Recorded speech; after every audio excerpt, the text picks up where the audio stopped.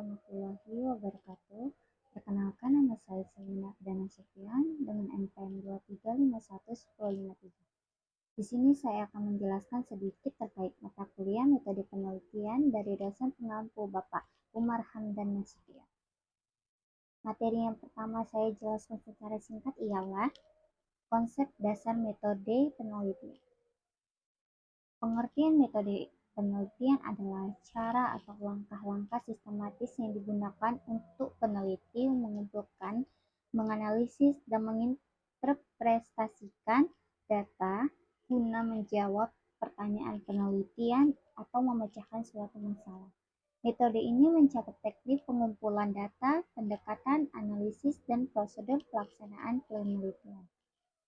Adapun beberapa tugas secara umum, yaitu diantaranya adalah tugas mengadakan deskripsi atau menggambarkan secara jelas atau cermat hal-hal yang dipersoalkan.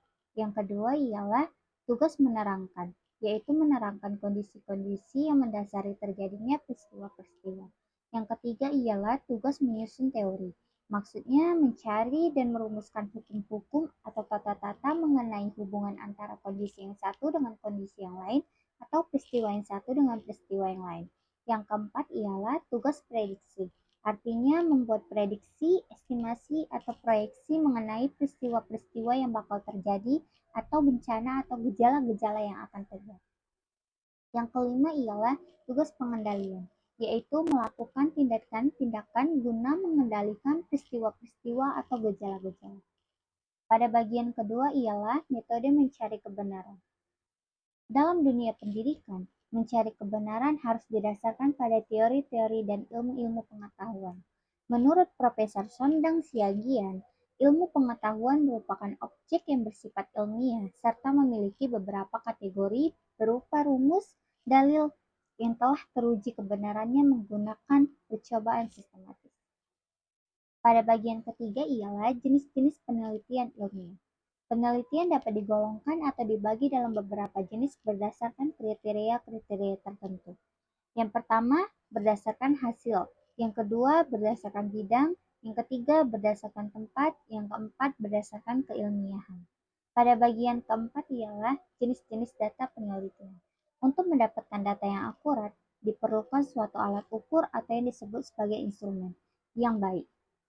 Alat ukur atau instrumen yang baik adalah alat ukur yang bersifat valid atau reliable.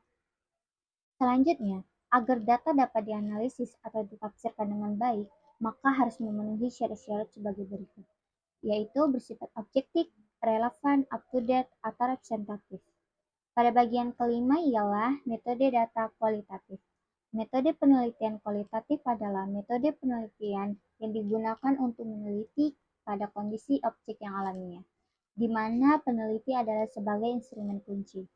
Teknik pengumpulan data dilakukan secara triangulasi. Analisis data bersifat induktif dan hasil penelitian kualitatif lebih menekankan makna daripada generalisasi.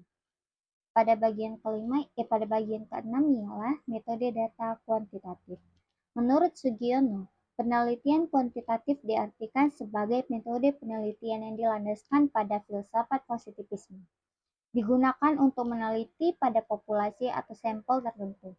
Pengumpulan data menggunakan instrumen penelitian, analisis data bersifat kuantitatif atau statistis, dan tujuan untuk menguji hipotesis yang telah ditetapkan. Demikian sedikit penjelasan dari saya. Saya ucapkan terima kasih. Assalamualaikum warahmatullahi wabarakatuh.